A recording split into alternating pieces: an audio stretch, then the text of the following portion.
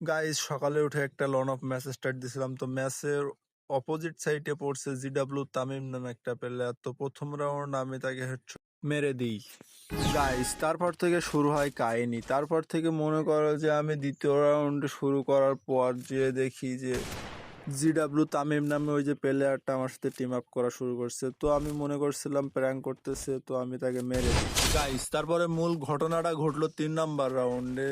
ওই প্লেয়ারটা স্নাইপার কিনছিল, তো আমি স্নাইপার দিয়ে তেমন একটা খেলতে পারি না, তারপরে স্নাইপার নিয়ে মারতে গেছিলাম। তো প্রথম একটা টোকা দিছি তার গায়ে।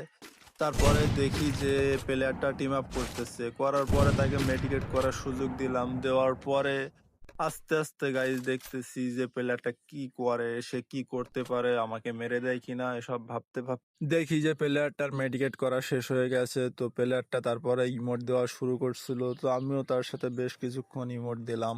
তো গাইজ ভিডিওর মূল কাহিনী এইখান থেকেই শুরু হয়। দেখি যে প্লেয়ারটা কিছুক্ষণ পর জোন আসছিল, তো জোনে যায় মারা খাইছিল। তো আমি ভাবলাম হয়তো সে হলো আর খেলতে চাচ্ছে না, তো আমি সেখান থেকে বাইরে হয়ে গেছিলাম।